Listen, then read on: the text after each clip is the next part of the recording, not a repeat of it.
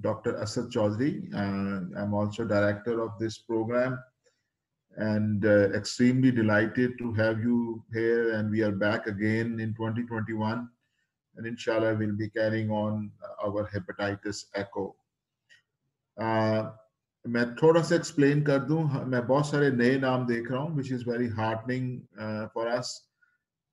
हम लोग हेपेटाइटिस एको में हेपेटाइटिस बी और सी कवर कर रहे हैं और हमने सी का सेशन पहले किया था और अब हम बी को कवर करेंगे. तो we will be covering hepatitis B in 4 talks और आज उसकी जो पहला प्रोग्राम है उसमें we are very fortunate to have eminent professor Javed Iqbal Farooqui with us who will be giving the talk on interpretation of hepatitis B serology, and a keen teacher for all of us is Dr. Bushra Ali. बहुत अच्छा पढ़ाती हैं.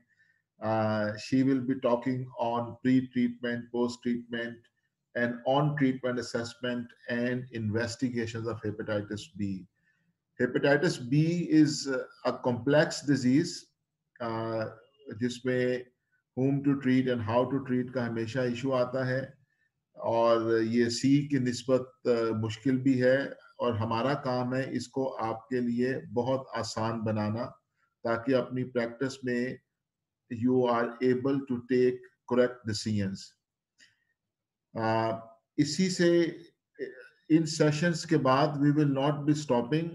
हम लोग एक case based discussions का सिलसिला weekly basis पे जारी रखेंगे और उसमें we will have our faculty members with us who will be continuing this program further.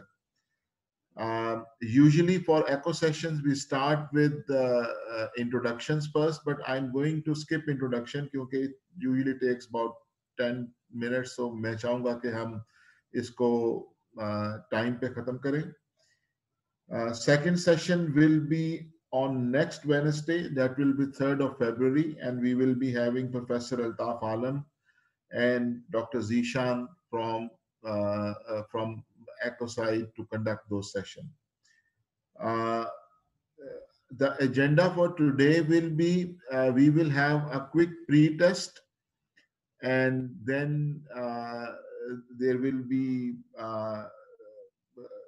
talks, the didactics by our eminent speakers, and then there will be a post-test. तो अब मुझे नहीं पता कितने आसान या मुश्किल सवाल हैं आपके लिए. I'll welcome Professor Farooqi. I can see him. Dr. Bushra Ali. I can also see Yasir. Welcome to for being with us.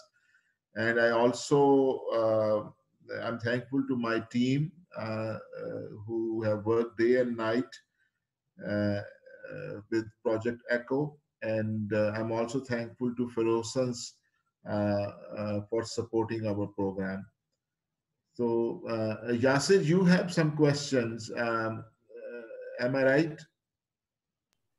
जी साहब, इस दफा की ये रिस्पॉन्सिबिलिटी मेरे जिम्मे थी कि तो इसको जो फॉर्मेट है मैं सबके लिए जरा थोड़ा सा सिंप्लीफाई कर दूं कि how we are going to take this is कि I am going to present 4 questions और इस दफा हम कोशिश करेंगे कि हमारे ऑडियंस जो हैं वो जो ऑडियंस पोल सिस्टम है इसका उसको थोड़ा सा उसको फेमिलराइज अगर जो हैं वो उसके थ्रू जवाब दे लें और जो नहीं अगर उससे इतने फेमिलियर तो वो चैट सेक्शन में उन्हीं क्वेश्चंस का जवाब दे दें.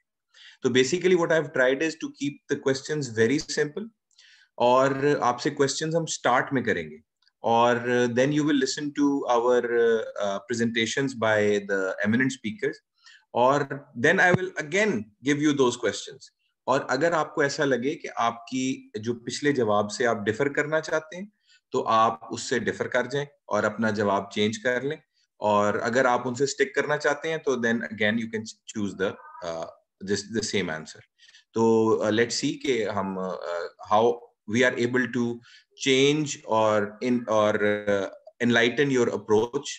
जो आपकी इनिशियल हो, आप just give your opinion on the question and let's see where it lands us. It's a new thing. Let's start how it goes. So if everybody's ready, so I'll share my screen. Ji Yasir, please go ahead.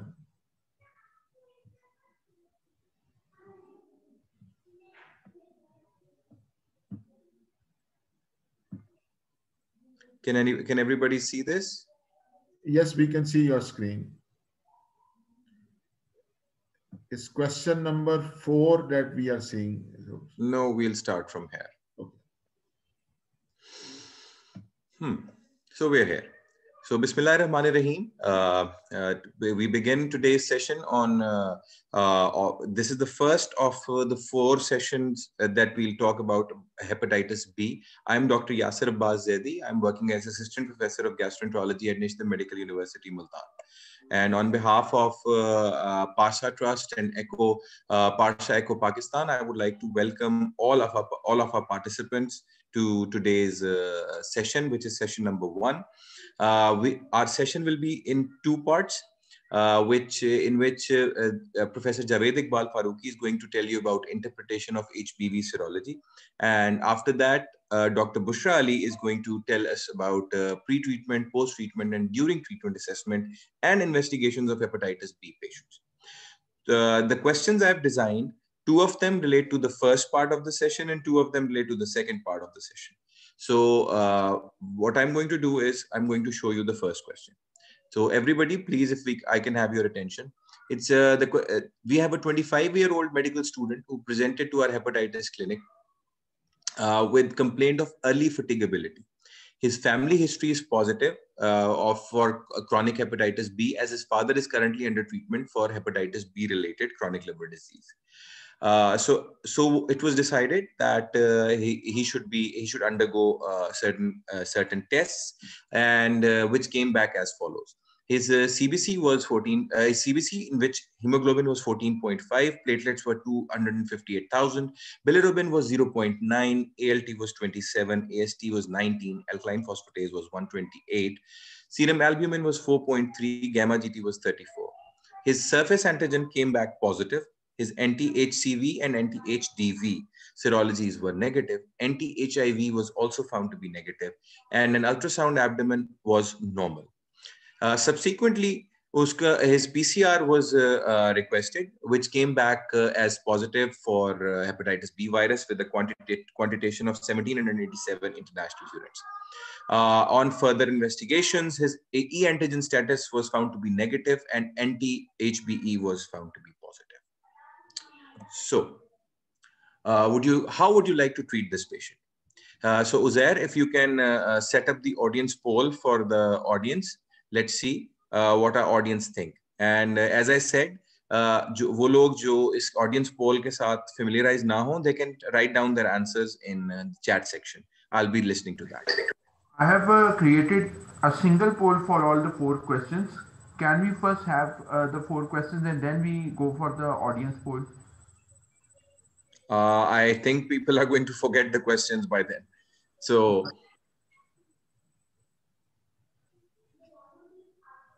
we can, yes. Okay.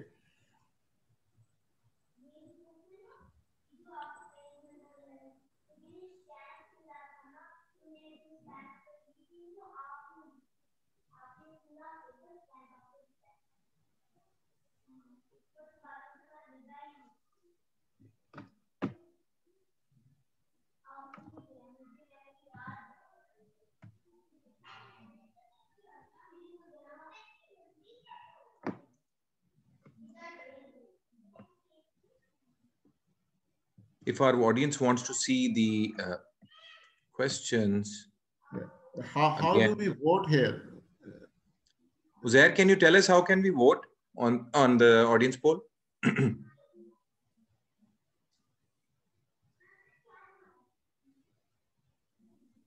can simply vote by clicking on it. Uzair, इसमें हम vote कैसे करेंगे? It's not working actually. So we have one vote. It's a good thing. It's working. So how about if the audience can put the answers in the chat section, that would be good. So we have started receiving answers.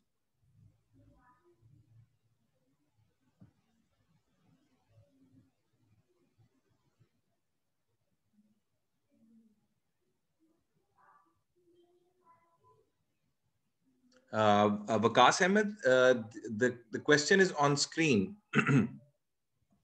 Here it is if you want to listen to it. You want to read it again.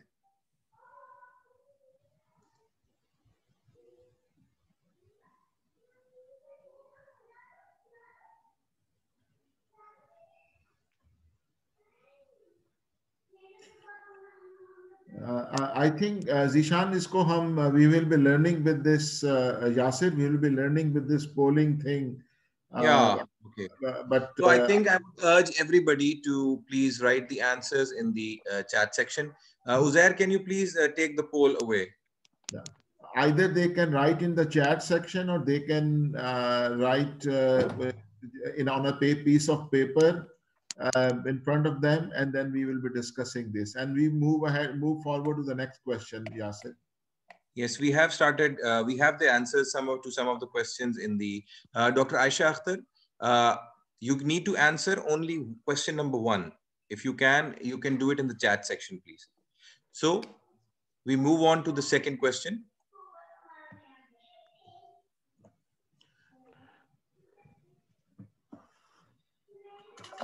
Yes. A 45-year-old banker presents to the hepatitis clinic of your hospital with complaint of early fatigability, and this time he has feeling of fever. He drinks alcohol occasionally but stays within limits. There is no history of jaundice, encephalopathy, upper GI bleed, or ascites. His labs were performed, and it was found that he had a hemoglobin of 12.5, platelet count of 78,000, bilirubin of 1.4, ALT 127, AST 219, and alkaline phosphatase 148. His serum albumin was 3.2 and gamma GT was 185. He was found to be surface antigen positive. He was anti-HCV negative and anti-HDV negative. His HIV serology was also negative. And ultrasound finding, I'm sorry, this is a typing error. The ultrasound finding revealed that he had a coarse liver with splenomegaly. His hepatitis B DNA PCR was found to be 2141787 international units. He was hepatitis B E antigen positive and anti-HBe negative.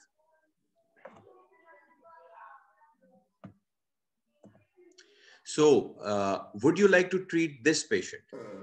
If you would like, then what would you treat him with? Tenofovir A and Entecavir B, tenofovir alafenamide, D, tenofovir plus entecavir, or no treatment this time. So we will be waiting for your answers in the chat section for the next 2 minutes.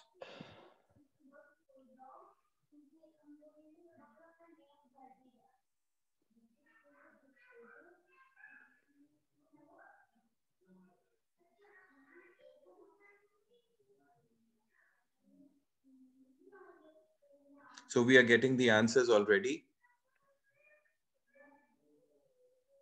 Oh, thank you, Zair. We've got the poll again.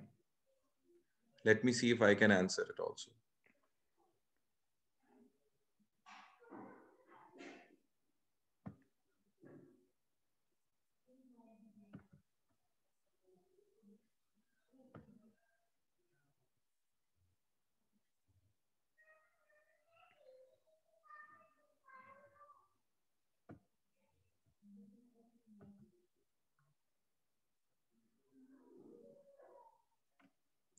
So I believe we have enough answers. We can move ahead.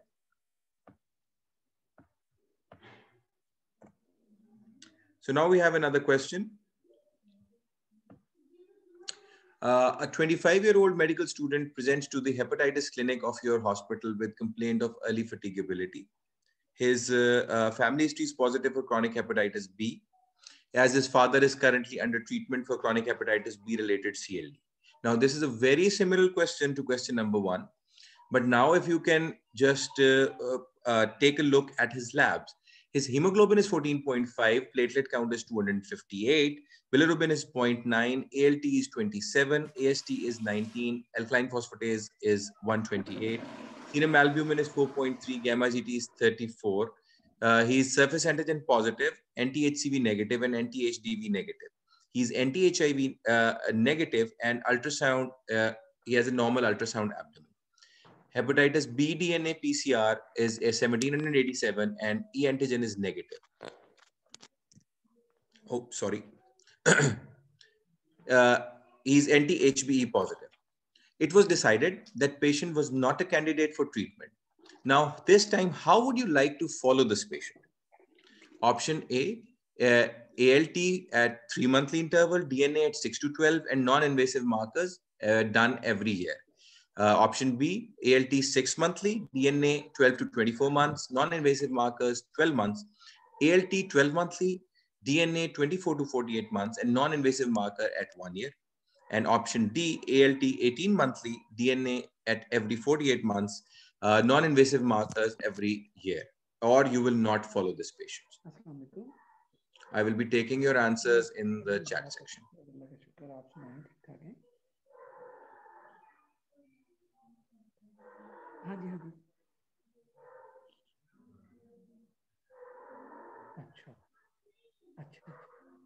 ठीक।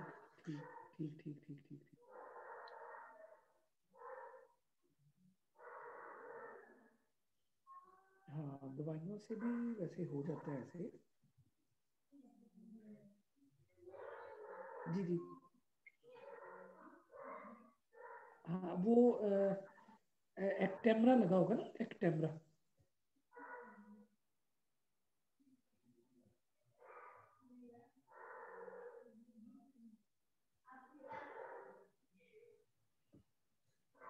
Okay, good. We have pretty much, I think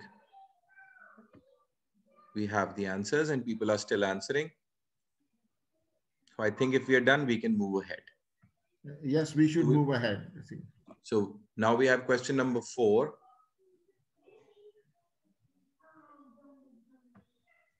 A 45-year-old banker presents to hepatitis clinic of your hospital with complaint of early fatigability and feeling of fever.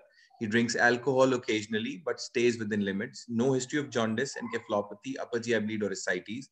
His labs were done, which revealed CBC, which in the CBC, his hemoglobin was 12.5, platelet count was 78,000, bilirubin 1.4, ALT 127, AST 219, alkaline phosphatase 148, serum albumin 3.2, and gamma GT of 185. So his surface antigen is positive, anti-HCV negative, anti-HDV negative, anti-HIV is negative.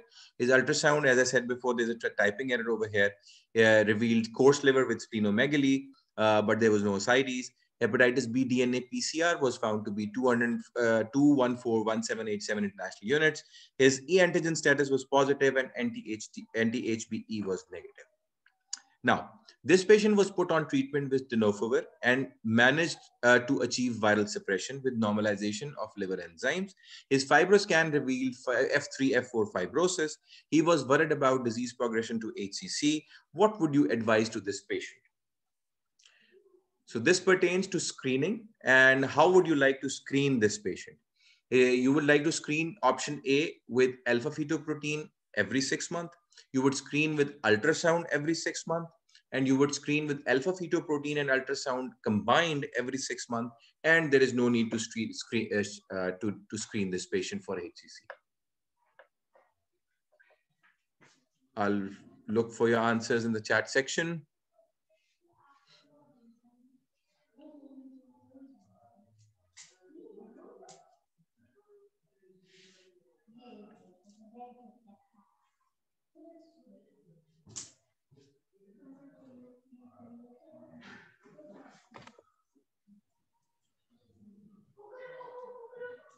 Very good. We are having quite a lot of answers and good activity in the chat section. Yasir, sorry, thank you very much. मेरे ख्याल में हमें ये जो poll को next time improve करना होगा. Oh yes, sir. For some reason, I don't think even I was not able to click it. Maybe I think the presenter cannot click. So we have, sir, we have the answers in the chat section. So we can move ahead with the presentations, I presume. Thank you. Thank you, Yasir. Yasir, आप stop share करेंगे अपनी screen? Yes, sir. That's what I'm doing. Thank you very much. I once again apologize for this technical glitch. लेकिन ये हमने first time किया है, तो I think we will sort it out and do better next time. So straight away, Professor Farooqi is here. He is a well-known figure. और मैं आपको ये भी बताना चलूँ, Pakistan Society of Hepatology is a big help to us in this. और हम ये जितना program है, that's in collaboration with Pakistan Society of Hepatology. So without wasting any further time, Farooqi Saab, thank you very much for being with us, and we are eagerly waiting for your talk. Thank you very much. Great initiative. I think we have 20 minutes on the pre-test, so I hope I'll be getting some time for explaining that how these things could be possible. Well, in the first session, first talk, the integration of HBV serology. Sorry.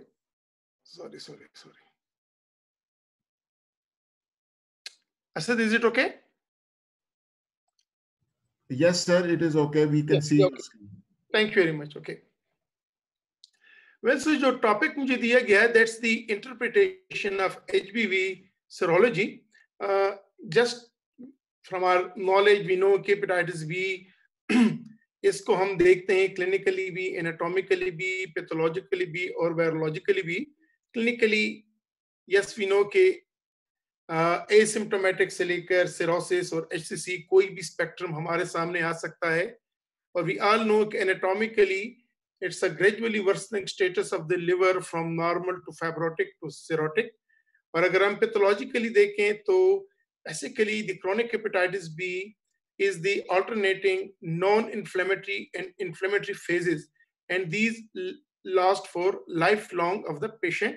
Or virologically, we can define that chronic hepatitis B is the lifelong invasion of hepatocytes nuclei by cccDNA, and it has got HBs antigen positive and negative phases. This is the most important pathologically कि हमें ये पता चले कि आया हमारे hepatitis B का patient non-inflammatory phase में है कि inflammatory phase में है. Because knowing this, we can devise for this that very patient treatment दे के ना दें. ये जो यासिर जो questions के share किए और उनके answers आप लोग दे रहे थे, reason was कि basically ये चीज थी कि हमारे patient non-inflammatory phase में है, inflammatory phase में है, और अगर non-inflammatory phase में है तो क्या करना है, inflammatory phase में है तो क्या करना है. Aim of my this 15 minutes or so presentation will be using serologically, you should be able to determine if your patient needs antiviral treatment or not, and if yes, then how long. जब professor Altaf साहब इस पे बात करेगा तो आपको background knowledge होनी चाहिए कि अब कहाँ पे हमने ट्रीटमेंट शुरू करनी है और कहाँ पे नहीं करनी है. We all know this, the HBV virion, and we know that it has got a core which comprises the core antigen, and then it comprises the DNA strand, and it comprises the DNA polymerase. और इसके ऊपर एक चलका होता है जो कि HBE antigen के तौर पे बॉडी रिकॉग्नाइज करती है, और उसके बाद is the surface antigen. So what the HBV virion brings to the body, to the infected person, is the HBs antigen, E antigen and core antigen, और साथ में इसके DNA and DNA polymerase. We all know कि immunological response होता ये है कि जब body antibodies बनाती है तो against these three antigens antibodies बनाती है in the form of the anti-HBs, HBE antibodies and core antibodies. And this is the interaction of this antigen and antibody जो कि determine करता है कि हमारा patient किस phase में है, inflammatory phase में है, non-inflammatory phase में है, और कैसे patient proceed करेगा. Outcome depends upon, जिस तरह मैंने बोला कि immunity पे, और अगर immunity active होगी तो हमारे patient के liver में inflammatory phase होगा या उसके chronic hepatitis B का inflammatory phase होगा. और अगर ये इम्यूनिटी इनएक्टिव है, what will happen? It will be non-inflammatory phase, और हम आगे देखेंगे कि इसकी क्या सिग्निफिकेंस है। तो जस्ट टू रिकैप, कोई भी पेशेंट टू स्टार्ट विद, अगर वो क्लिनिकली एक्यूट फेज में या एक्यूट हेपेटाइटिस पे प्रेजेंट करता है और वो रिकवर हो जाता है, तो ये दो एक्सट्रीम एंड्स हैं। विद इन 6 months क्लिनिकली है acute phase, after that recover हो जाएगा। और वी ऑल नो कि जितने भी पैरामीटर्स हैं, एचबीएस एंटीजन उसके एंटीबॉडीज, ई एंटीजन उसकी एंटीबॉडीज, कोर एंटीबॉडीज, और उसके DNA PCR, CCC DNA, except the CCC DNA तमाम मिरर इमेज हो जाएंगे। ये सीरो कन्वर्जन हो जाएगी एचबीएस एंटीजन की, ई एंटीजन की, और कोर टोटल एंटीबॉडीज अपेयर हो जाएंगी। डीएनए पीसीआर क्लिनिकली नेगेटिव होगा या लेस देन 3000 इंटरनेशनल यूनिट्स होगा। तो ये दो एक्सट्रीम एंड्स हैं हमारे पास। यहां तक कहानी सिंपल है। होता ये है कि अगर ये पेशेंट्स क्रॉनिक फेज में गया, एज एचबीएस पॉजिटिव रहा, और अमूमन ये वो पेशेंट्स होते हैं कि जो क्लिनिकली हम उनको डिटेक्ट नहीं कर पाते, वो सब क्लिनिकल रहते हैं, इनडायरेक्ट रहते हैं मोस्ट ऑफ द केसेस। तो दीज पेशेंट्स स्पॉन्टेनियसली भी रिकवर हो सकते हैं, या they will remain in this phase quite many years. कभी कभार होता क्या है कि रिकवर्ड केस भी वापस पॉजिटिव हो सकता है, और ये ग्रुप होगा जब अल्ताफ साहब आपसे डिस्कशन करेंगे नेक्स्ट वीकेंड पे, चाहे वो कौन से केसेस होंगे जिसमें इसकी भी सिग्निफिकेंस आ जाती है। यहां तक तो सिंपल है जो मैंने बोला कि सीसीसी डीएनए इन तीनों फेजेस में मौजूद है। तो मैंने एक 4th बुलेट पॉइंट बोला था कि we can define the HBs disease as the lifelong invasion of cccDNA by the hepatocytes। तो ये तो है। क्रॉनिक फेज में जहां पे कंफ्यूजन होती है, जिसको मैं ट्राई करूंगा क्लियर करूं, कि जो इम्यूनिटी के जो रिस्पॉन्सेज हैं, इसको टू स्टार्ट विद हम बड़े, इट वाज वेरी इजी कि हम इसको करते थे इम्यून टॉलरेंट फेज, इसके बाद था इम्यून रिएक्टिव फेज, इसके बाद था इम्यून कंट्रोल फेज, और उसके बाद था इम्यून एस्केप फेज। ये बड़े इजी थे, and still I will stick to it to start with, क्योंकि इससे कॉन्सेप्ट बिल्डिंग बहुत अच्छी होती है। इम्यून टॉलरेंट फेज वो है कि हेपेटाइटिस बी वायरस प्रोलिफरेट कर रहा है, लेकिन इम्यूनिटी उस पर अटैक नहीं कर रही, इसने एंटीबॉडीज नहीं बनाई। इसके बाद जब एंटीबॉडीज बनती है, इम्यूनिटी अटैक करती है हेपेटोसाइट्स पे, जिनमें एचबीवी प्रोलिफरेशन होती है, जिसे बोलते हैं इम्यून रिएक्टिव फेज। यहाँ पे इन्फ्लेमेटरी प्रोसेस शुरू हो जाता है। एंड टाइम कम्स नेचुरली कि आपका पेशेंट्स जो भी प्रोलिफरेशन उसमें जिन दैट गेट्स कंट्रोल, और जिसको हम पहले बोलते थे एचबीएस एंटीजन हेल्दी कैरियर, एक टर्मिनोलॉजी थी जब हम अपनी ट्रेनिंग्स कर रहे होते थे या जिस वक्त हम स्टूडेंट्स थे, लेकिन अब वो चीज चेंज हो गई है। उसके बाद इम्यून एस्केप फेज के एट एनी टाइम ये वायरॉन फिर एस्केप कर जाते थे इम्यून कंट्रोल से और दोबारा इन्फेक्शन करते थे। दिस इज दी एरो मैंने दी है कि this is the changing into the immune reactive phase, और किसी भी टाइम पे ये रिवर्ट वापस जा सकता है। इसी तरह इम्यून कंट्रोल फोर्स ये भी एक से दूसरे फेज में जा सकता है। And similarly is the immune escape phase, even अगर ये रिकवर भी कर जाता है, फिर भी पॉसिबिलिटी होती है इट कैन गो बैक।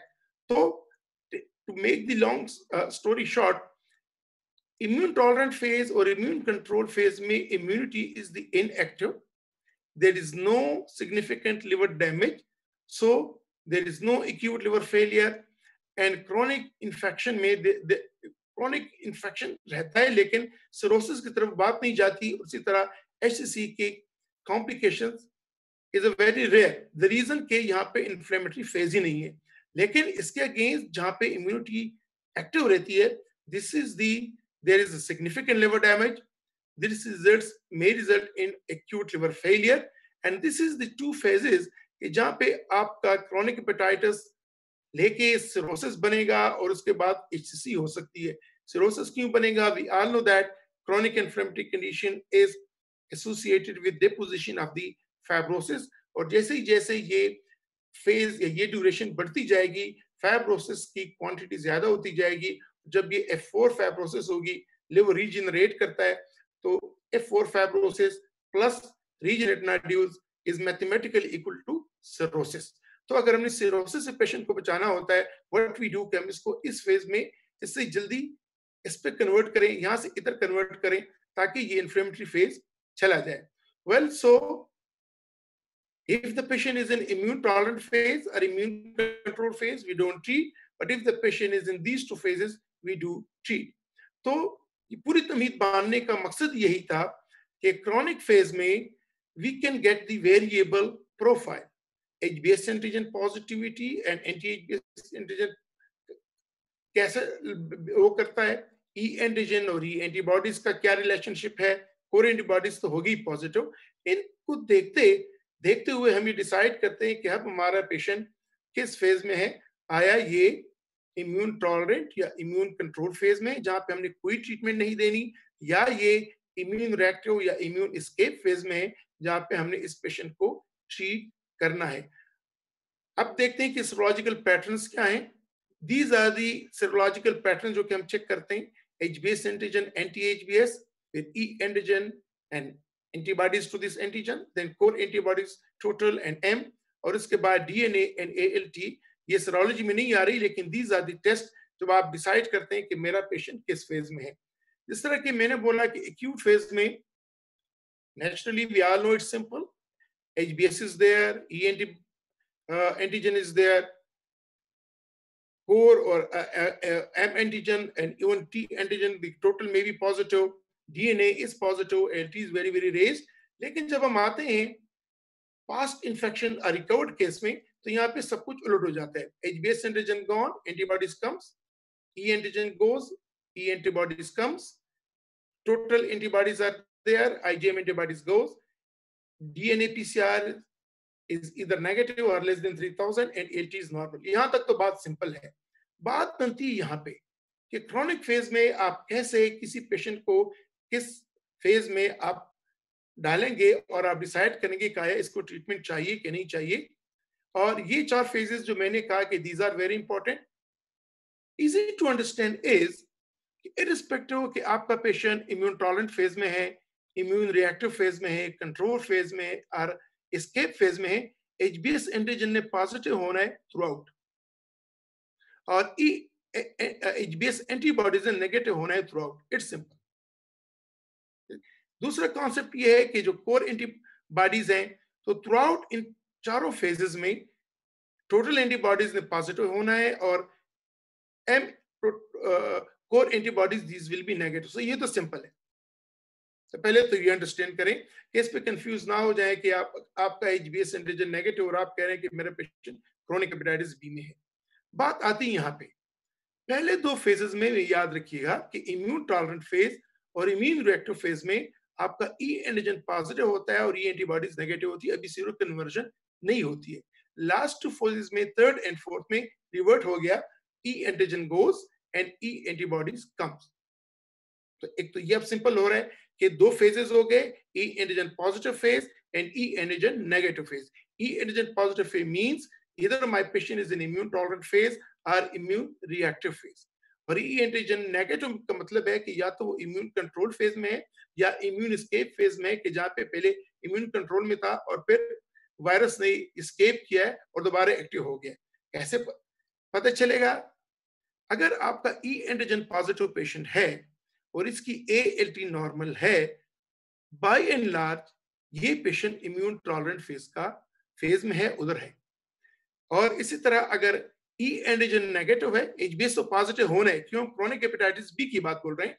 अगर E एंटीजन नेगेटिव है और ALT नॉर्मल है तो बाय एंड लार्ज ये हमारा पेशेंट 3rd फेज में है या इम्यून कंट्रोल फेज में है.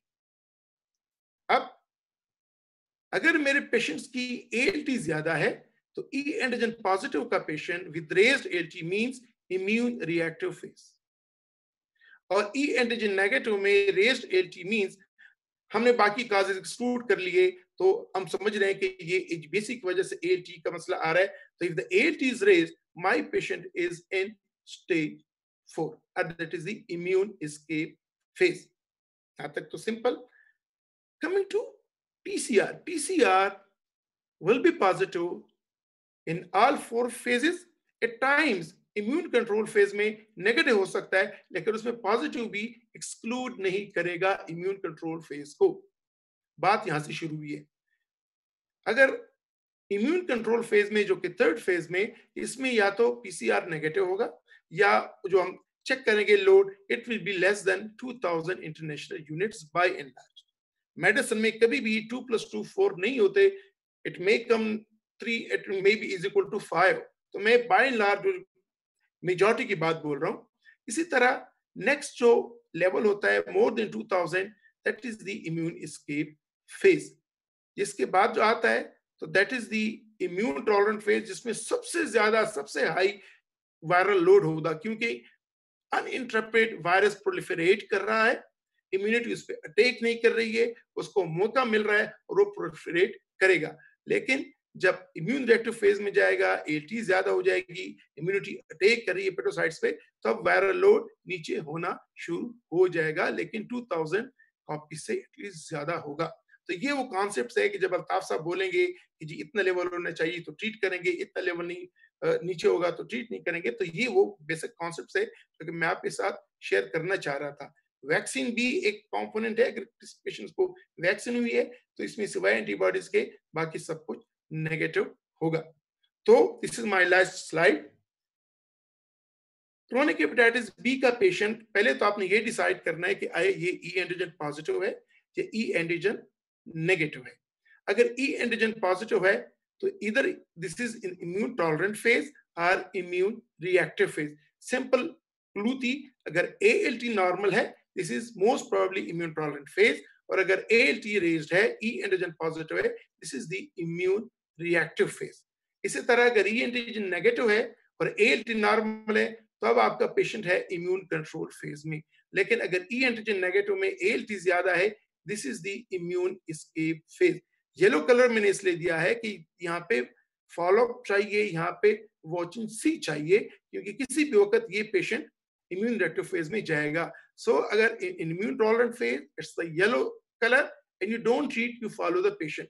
Similarly immune control phase, you don't lose the follow-up, you do follow them for lifelong and frequency may be low and you don't treat। अगर आपका patient है ये phase 2 में या 4 में, इम्यून रिएक्टिव फेज जिसको बोलते हैं HBe antigen positive hepatitis, you will have to treat, और HBe antigen negative hepatitis you will have to treat। ये ईजल की नई टर्मिनोलॉजी है, अल्ताफ साहब इस पे ज्यादा डिस्कस करेंगे जब उसका वो प्रेजेंटेशन होगी। तो ई antigen positive may be infection, may be hepatitis, E antigen negative infection and hepatitis. This is the old terminology, and only when the patient shows the symptoms or signs of hepatitis you treat that, otherwise you don't treat। So ये मैं थोड़ा सा explain करना चाह रहा था कि जो फिलोसफी क्या है और हाउ वी डिसाइड कि हमारा पेशेंट किस फेज में जा रहा है। तो आई होप कि I was brief but also some sorts of explanatory के concepts आ जाए कि कहाँ पे हम patients को डालते हैं। Thank you very much for giving the opportunity, dear Asad, to share my views on this topic with my colleagues. Thank you very much, sir. What a wonderful talk. As usual, there's always new to learn from you. Thank you very much once again. We are truly grateful to have you with us. Immediately, I'll move over to Bushra. Bushra, please, you can start your talk, so we may have some time for burning questions later on.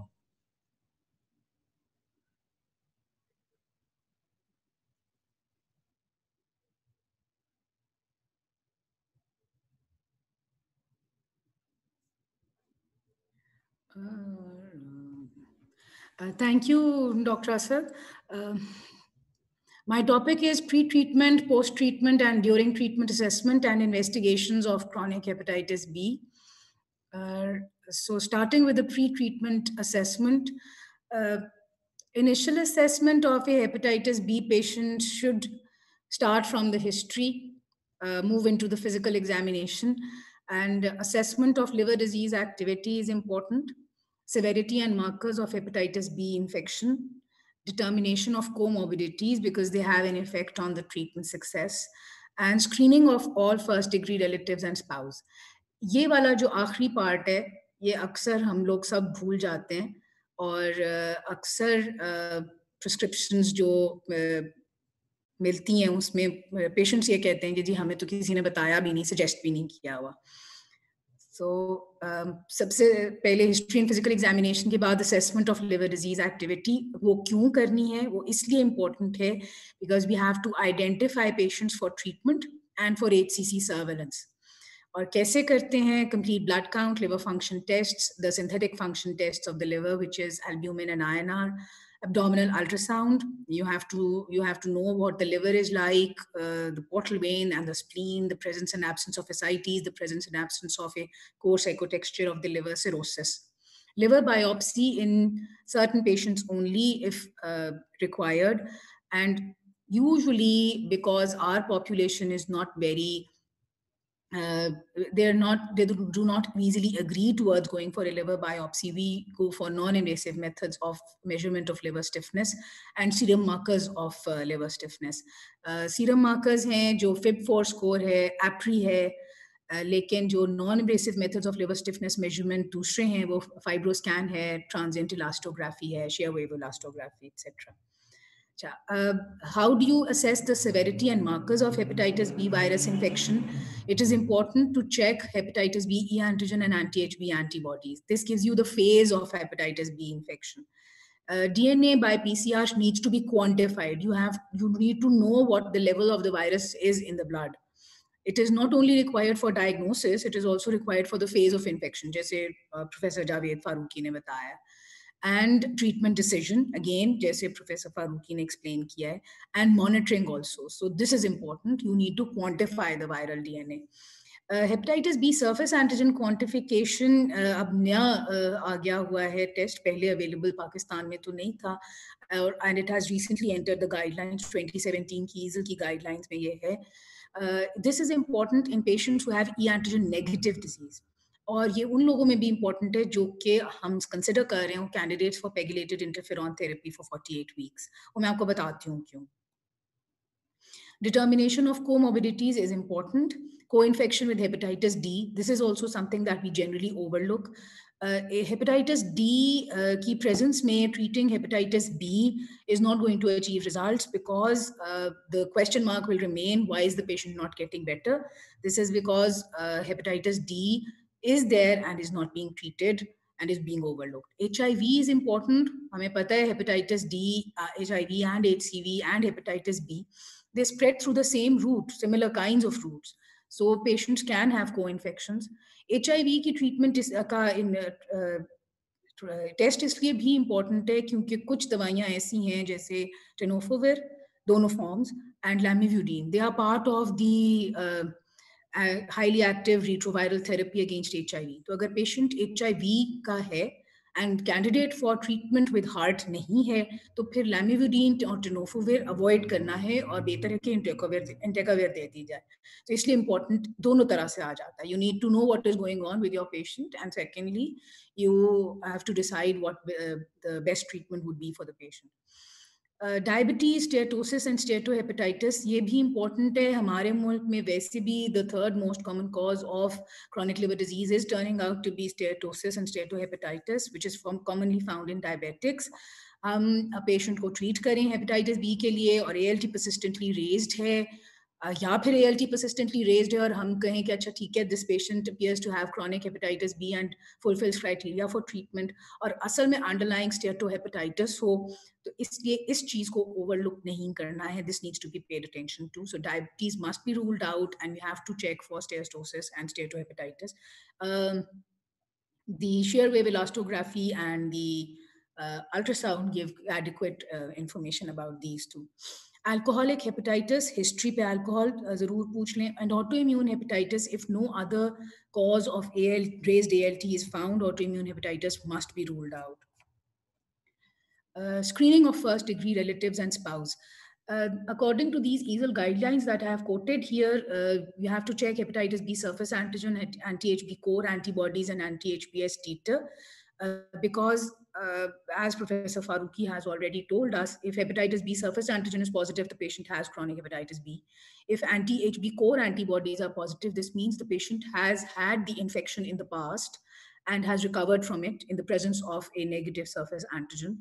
And if anti-HBs is positive, in the presence of a negative surface antigen and core antibodies, the person was vaccinated in the past. But let's say the surface antigen is negative and the core antibodies are positive, and anti-HBs titer is also positive. This means that the patient has had an infection in the past and has recovered from it.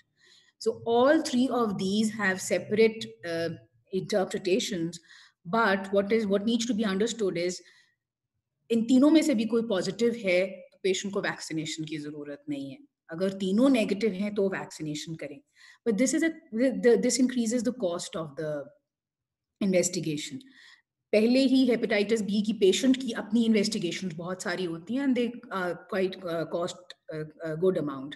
तो इसलिए ये भी किया जा सकता है कि first degree relatives और स्पाउस को सिर्फ hepatitis B surface antigen request कर दें और वो नेगेटिव है तो वैक्सीनेट कर दें, because we would rather have the patient be vaccinated instead of not being vaccinated because of the lack of money for paying for these investigations. इसलिए financial cost देखते हुए recommendation से बाहर आके hepatitis B surface antigen सिर्फ भी check किया जा सकता है.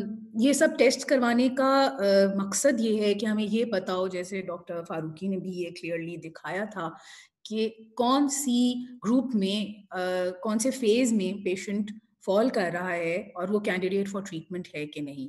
ओल्ड टर्मिनोलॉजी थी immune tolerant, immune reactive, inactive carrier and E antigen negative chronic hepatitis. लेकिन अब ईजल ने ये इंट्रोड्यूस कर दी है जिसमें ई एंटीजन पॉजिटिव इन्फेक्शन है या क्रॉनिक हेपेटाइटिस है और ई एंटीजन नेगेटिव क्रॉनिक इन्फेक्शन है या क्रॉनिक हेपेटाइटिस है. ये डिटेल में डॉक्टर फारूकी बता चुके हुए हैं, लेकिन बस इतना बताना है कि जहां पर आइटिस आ रहा है that means there is inflammation, that means the patient is a candidate for treatment. ये 2017 की गाइडलाइंस हैं जिसमें क्लियरली बता रहे हैं कि कौन सी स्टैंडर्ड इंडिकेशंस हैं for treatment of hepatitis B. So if the DNA is more than 2000, the ALT is more than upper limit of normal, and on liver biopsy there is moderate necroinflammation or fibrosis, treat the patient. And the upper limit of normal for ALT is 40. If the patient has cirrhosis on biopsy or on ultrasound, any DNA or any ALT level, regardless of this, the patient is a candidate for treatment. And if DNA is more than 20,000, the upper limit of normal of ALT is more than 2 times, and there is any kind of liver disease present, but the DNA is more than 20,000, treat the patient. But there are certain conditions in which the patient needs to be treated outside of these criteria that have been mentioned. And these are when the patient has a chronic hepatitis B and has a family history of a hepatocellular carcinoma or cirrhosis or extrahepatic manifestations. Or the patient is E antigen positive, high viral load, but the ALT persistently is normal and the patient is more than 30 years age. So if this is present, E antigen positive disease, high viral load, persistently normal ALT, the patient is more than 30 years of age, you can treat. This is the table that shows how to monitor patients who are not candidates for treatment. This is also from 2017 EASL guidelines. Now that we have decided who are the candidates for treatment, those whom we tell that they are not candidates for treatment, we tell them that they will be monitored frequently. They cannot go out of our follow-up. They cannot be discharged from follow-up. So what will be the monitoring frequency? It has again been divided into E antigen positive and E antigen negative disease. ALT needs, let's take up E antigen positive disease first. The ALT has to be done every 3 months. The DNA every 6 to 12 months. Non-invasive markers of liver fibrosis, which include shear wave elastography, FibroScan, APRI, FIB4 every year. In patients who are E antigen negative, they have divided it into 2 groups. A DNA load of less than 2000 and a DNA load of more than or equal to 2000. ALT every 6 to 12 months. तो ये जो gap है ये मैं utilise कर लेती हूँ. अगर पेशेंट दूर रहता है तो मैं उसको 12 मंथ्स कर देती हूँ, और अगर शहर के अंदर रहता है तो मैं उसको एवरी 6 मंथ्स कर देती हूँ, क्योंकि अगर मैं 6 मंथ्स दूर रहने वाले को कहूँगी भी तो वो मुझे 1 साल बाद ही दिखाने आएगा. तो इसलिए मैं इस गैप को इस तरह से यूटिलाइज कर लेती हूँ. And also depends on how worried the patient is about the disease. आपके भी clinical experience में होगा कि patient कुछ होते हैं जो बहुत anxious होते हैं कि हमें hepatitis B हो गया है, अब हम क्या करेंगे. लेकिन कुछ ऐसे होते हैं जो थोड़े से laid back होते हैं, वो ये वाला जो रेंज है ये उन पेशेंट्स के लिए यूजफुल हो जाती है. DNA every 3 years, DNA अगर E antigen नेगेटिव में DNA लोड कम है, एंड उसी तरह से every 2 to 3 years non invasive markers of liver fibrosis भी कर सकते हैं. हेपेटाइटिस बी मैंने आपको बताया था शुरू में कि सरफेस एंटीजन क्वांटिफिकेशन की जरूरत पड़ती है इन E antigen नेगेटिव पेशेंट्स. वो इस फॉलो अप के लिए जरूरत पड़ती है, क्योंकि अगर surface antigen level less than 1000 है तो ALT एवरी 12 मंथ्स होगा और DNA और लिवर फाइब्रोसिस की असेसमेंट एवरी 3 इयर्स होगी. लेकिन अगर ज़्यादा है तो फ्रीक्वेंसी कम हो जाती है, यानी ALT एवरी 6 मंथ्स पे चला जाता है और एवरी 3 इयर्स की बजाय DNA और लिवर फाइब्रोसिस एवरी 2 इयर्स हो जाता है. Let's say the DNA is more than 2000 international units in E antigen negative disease. The ALT is done every 3 months for the first year, then every 6 months. This appears to be more aggressive disease, so it has to be followed up more frequently. Annually, hepatitis B DNA and liver fibrosis markers have to be done. And this patient will have to be followed up for life.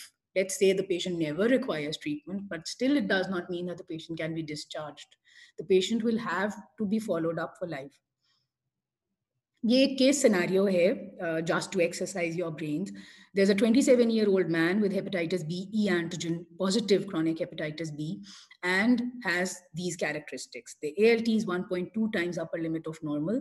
The DNA is 1.5 million international units. No liver necroinflammation or fibrosis on biopsy, and there are no comorbidities.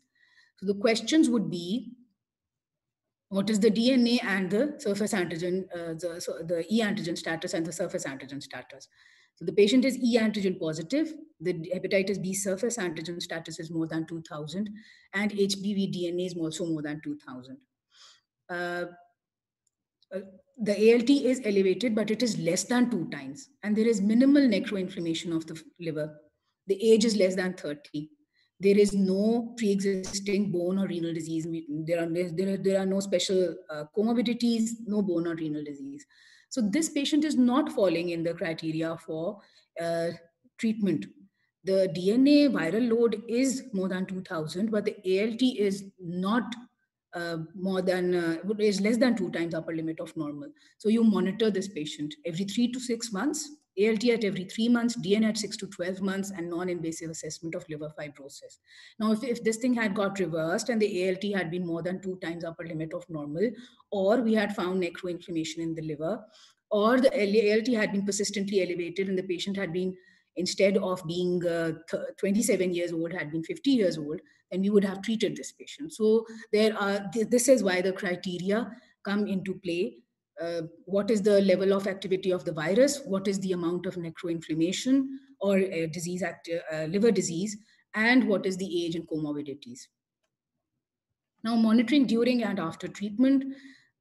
Let's say we choose the patient to be a candidate for pegylated interferon. I'm not going into whom to treat, how, because that is what Professor Altaf will be taking up in the next session. Let's say the patient has been started on pegylated interferon. All of us know that pegylated interferon has side effects. So complete blood count and ALT has to be done every 1 to 3 months. The TSH has to be done every 3 months. The viral markers should be done at 3, 6, and 12 months. Now, over here, if the patient is E antigen negative, anti-HB antibodies will be done only if the patient is E antigen positive. And these tests are repeated at 6 and 12 months post-treatment.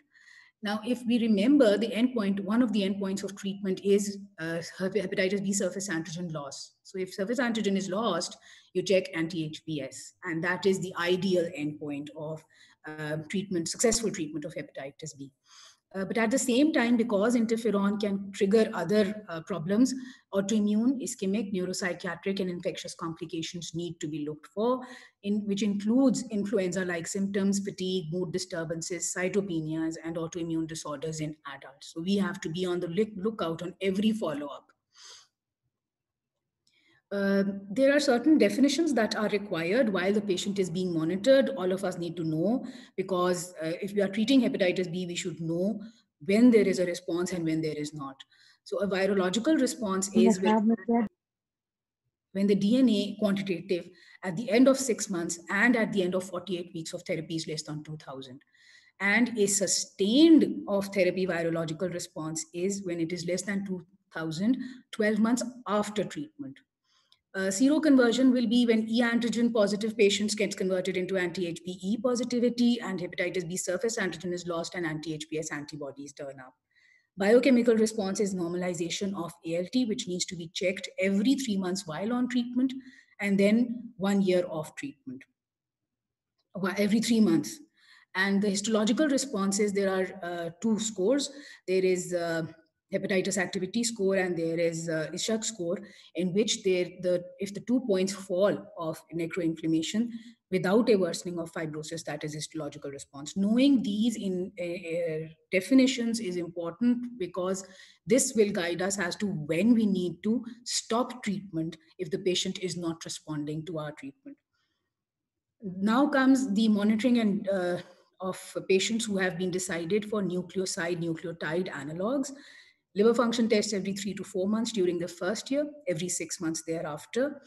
Hepatitis B DNA every 3 months during the first year, and then every 6 to 12 months. Surface antigen every 12 months if DNA becomes undetectable, and if surface antigen is lost, then you check for anti-HBs.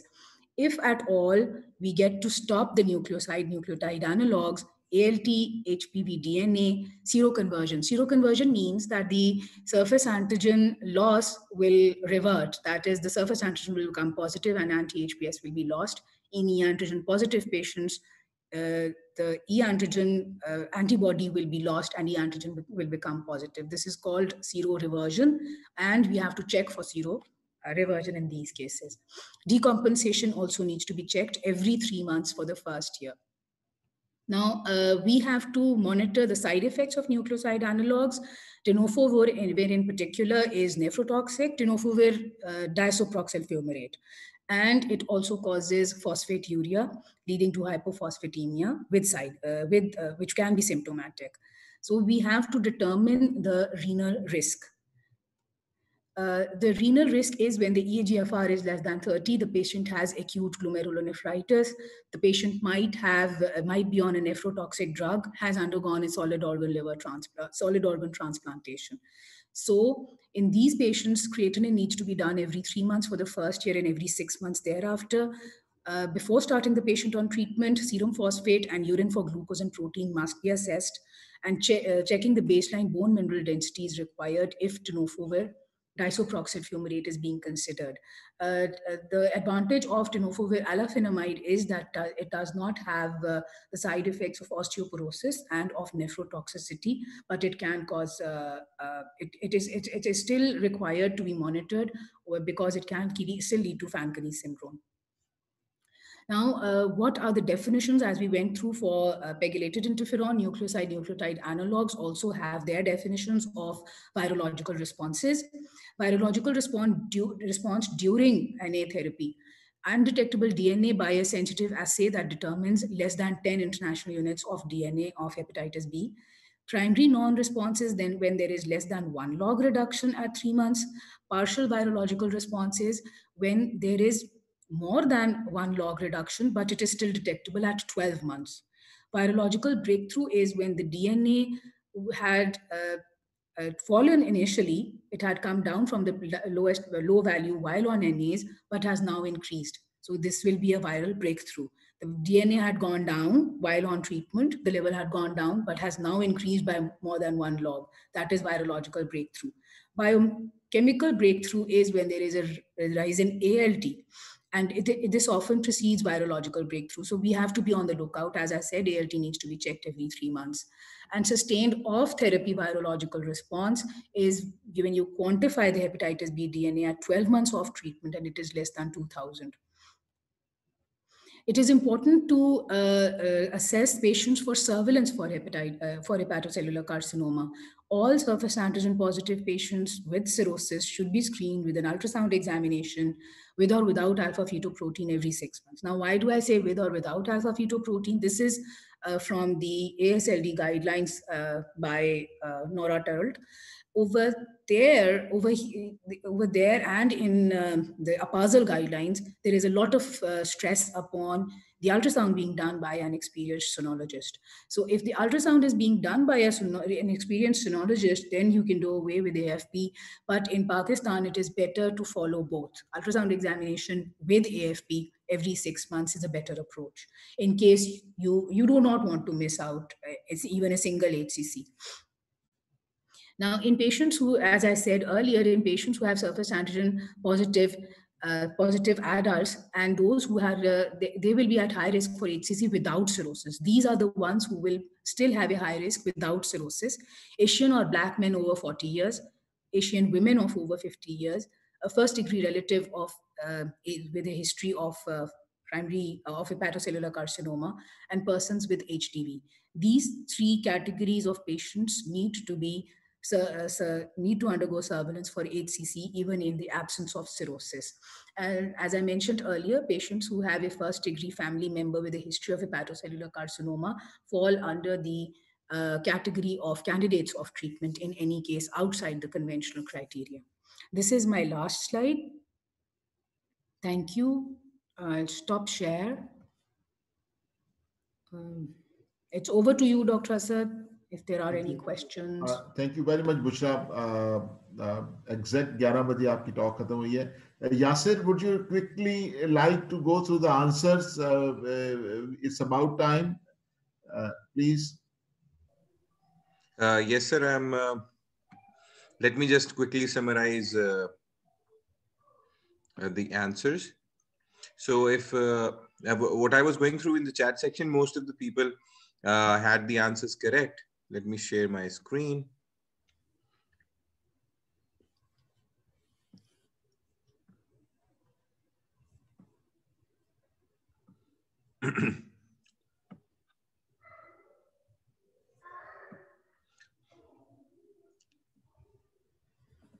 So in this case, he's a young boy who has family history of chronic hepatitis B. His father is suffering from CLD.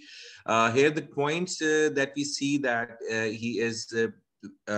he's having BDNA PCR positive, while his ALT is within the normal limits. So we would prefer to rather observe this patient rather than putting him on treatment. So it would be a better approach. And most of the people got it right.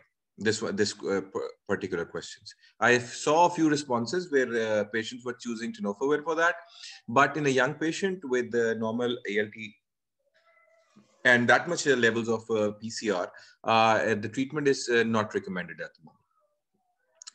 So in this case, while you would have noted everyone that these two are similar questions, but to the question number 3 and 4, but our approach, I was trying to check the approach in this scenario. So if you get your attention towards this one, this is a 45-year-old banker with chronic hepatitis B, and this time he is a cirrhotic. He has decreased platelet count. He has slightly elevated bilirubin levels. His ALT-AST ratio is reversed. His albumin is 3.2, and he is having a high DNA level. This patient is a good candidate for treatment, and this time you're going to treat him with. And as it was pointed out in the previous slide, that he is about to step into his old age. So in this case, tenofovir alafenamide is going to be a better option as compared to TDF. Because the TDF is lesser friendly towards the bones. So here the answer, a better answer should be tenofovir alafenamide. So now this is similar to the first question, where the medical student who is not a treatment candidate. Here we want to check how you would want to follow up this patient. The answer to this is statement A. This is according to the guidelines of 2017 that were pointed out by Dr. Bushra. Here the ALT should be checked every 3 months. DNA should be checked yearly, and along with that, non-invasive markers around every year. So the most cost-effective way of doing that is to follow the patient's ALT, while DNA levels can be checked or even followed if the ALT remains normal as Dr. Bushra pointed out, that any viral breakthrough is preceded by a biochemical breakthrough, and any ALT elevation is going to be, you can say, it's going to be marked by a DNA check. So what I like to do is, if the patient does afford, then we would check the DNA levels frequently. But if they cannot, we would just let them follow them up with ALT levels. But it's recommended that non-invasive markers and complete evaluation is repeated every yearly in such patients. So the question number 4, this patient who we decided to treat with tenofovir alafenamide, and he has achieved viral suppression with normalization of liver enzymes. Now, as this was the last slide of Dr. Bushra's presentation, and as it is said, it is he is to be followed up every 6 months with an ultrasound, but data is very clear on that. That if you as ultrasound is found to be operator dependent, so if you combine it with the alpha fetoprotein for alpha fetoprotein levels, the screening sensitivity of for picking up small HCCs is increased. But as we all know that it is almost 60% alpha fetos, they secrete alpha fetoprotein. 60% of HCCs secrete alpha fetoproteins. So if the cost allows, it is preferable to screen the patient with both alpha feto and ultrasound, but the guidelines suggest that if the ultrasound is being done by a senior, experienced ultrasonographer, then even just an ultrasound would suffice. So, Dr. Asad, I believe thank you. This is thank you, Yasir. Thank you very much. We are just about to end this session, and I would like to have some concluding remarks by Javed Iqbal Farooqi. I'm very sorry, we don't have time for question right now. मैं सिर्फ आप लोगों को ये बताता चलूं कि हमारे जो इसकी जो फॉलो अप सेशंस हैं वो they will be all case based discussions and we will virtually cover everything. एक और अनाउंसमेंट जो मैंने करनी है from our ECHO program. If you want to get more involved with ECHO, तो हम लोग from on behalf of Parsa ECHO, we are now in a position to help you set up your ECHO program. आप पाकिस्तान में कहीं भी हैं, आप हमसे राब्ता करें, तो ये जो हम इस वक्त एक एक्सरसाइज कर रहे हैं, तो हम आपको हेल्प आउट कर सकते हैं लोकल और रीजनल प्रोग्राम्स को सेटअप करने में, जो कि आपके हाथ में भी हो सकते हैं. तो इसके बारे में मैं डिटेल फिर कभी आपसे डिस्कस करूंगा. But over to you doctor Farooqui for your comments and then we will wind up today's session. Thank you very much once again. यही है कि अगर आपने क्रोनिक हेपेटाइटिस बी डायग्नोज कर लिया तो आप पे लाजिम है कि या तो इसको ट्रीट करें या उसको फॉलो करें. इट वाज वेरी मेरे ख्याल में by now everybody do know कि किन पेशेंट्स को हमने ट्रीट करना है, किन को ट्रीट नहीं करना. लेकिन चीज ये है कि यही है कि हमने पेशेंट्स को नॉन इन्फ्लेमेटरी स्टेज में रखना है, और क्योंकि जब नॉन इन्फ्लेमेटरी स्टेज में होगा तो chances of progressing that into cirrhosis will be minimal. I hope everybody got the baseline rationale कि कैसे हम build up करते हैं, and I do request everyone कि please अपने बाकी colleagues को भी invite करें, क्योंकि session 2 is the real session कि जिसमें how we manage these patients or simple cases or complicated cases. So it is a really wonderful initiative, Dr. Asad by you, and I congratulate you कि आप माशाल्लाह अब training उसमें भी आ गए. Now you can extend this services and you can train the other people on this as well. And I hope कि जो आपका ड्रीम है, आपकी काविशें हैं, ये एक दिन इंशाल्लाह जो है ना ये रंग लाएंगी. एंड आई होप कि liver care will be more and more high in our country. Thank you very much. Thank you doctor Farooqui. Thank you Bushra, Yasir. ये सारी जो टॉक्स हैं पिछली भी और ये वाली भी, ये हमारे YouTube चैनल पे अपलोडेड होंगी. So whenever you have time, you can always go back. Our YouTube channel का link has already been shared in the chat. Thank you very much, everybody. My team, Kiran, Amna, Uzair, everybody. Uzair, over to you. Please, you can call off the session. Thank you very much, sir. Till next Wednesday, Allah Hafiz to all of you.